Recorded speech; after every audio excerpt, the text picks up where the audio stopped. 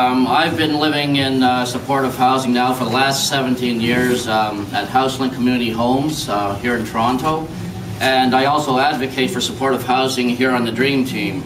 And I'd like to tell you how supportive housing has saved my life and why a long-term affordable housing strategy needs to provide supports for people, protections for low-income tenants, and programs to assist homeless people. After graduating from Concordia University in Montreal with a BA in anthropology, I moved to Toronto to look for work. And I saw everybody around me getting jobs and getting married and having kids and buying a house, getting a car. I wasn't really doing any of these things. My life seemed to come to a standstill. So I thought that there was something wrong with me because I wasn't like everybody else. And the only kind of jobs that I could ever get were minimum wage, unskilled labor jobs that kept me living in poverty. And I did those kind of jobs for a while because I thought it was better than doing nothing. But after a while, I just became frustrated. And when I decided not to do this type of work anymore, I started looking for other types of work, but I couldn't really find anything that was suited to me. And my frustration turned to anger, and I got into a lot of fights with my family. And they had me put in the Sunnybrook psychiatric ward for 3 days against my will because they thought I was having a nervous breakdown. But after refusing treatment for 3 days, though, the doctors let me go home. And I still continued to look for work, but I couldn't find anything. And eventually, I was evicted from my apartment. And there were probably other problems I was dealing with at the time, but that was certainly one of them. And I began to wonder, and then after I ended up on the street, I began to wonder what I had done so terrible that put me on the street.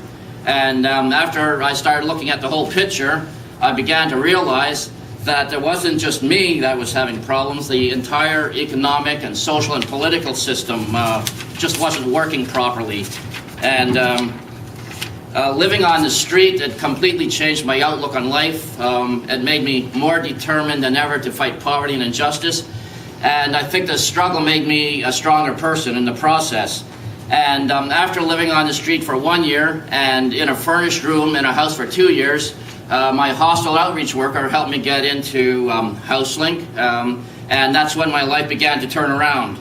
And not only did HouseLink give me decent affordable housing and support services, it also gave me a chance to develop skills that I never had a chance to use before. And I began to discover the value of volunteer work. And after living on the street for a year, it makes me realize that anything positive that happens to me is a miracle. And I wouldn't be alive today without supportive housing. So now I'd like to talk about some of the services that we could use. First of all, I think it's necessary to strengthen tenant protection laws to ensure families, to ensure fairness to low-income tenants. Also protect tenants from unaffordable rent increases. Invest in culturally appropriate supportive housing for people with mental health issues, addictions, HIV, AIDS, or disabilities. Create safe emergency housing for women who are leaving abusive relationships. Shelters need to be maintained to give people who are homeless an opportunity to find more permanent housing. Services need to be fully funded and available for people who are experiencing homelessness or housing insecurity. Eviction prevention programs need to be supported to keep people housed. Culturally appropriate discharge plans for people leaving hospitals, shelter, child welfare, mental health and correctional facilities that include stable, adequate, affordable housing. We need more of that. And also upload the municipal share of social housing programs to the provinces. And I also think that any consultations that happen in the future, tenants absolutely have to be involved in them because they're the people who are impacted the most by government decisions on affordable housing. And obviously, if affordable and supportive housing was available to everybody, homelessness wouldn't exist to begin with. And more affordable and supportive housing would cost the government more money eventually, but there would be less health problems, less social problems, and less problems with the criminal justice system.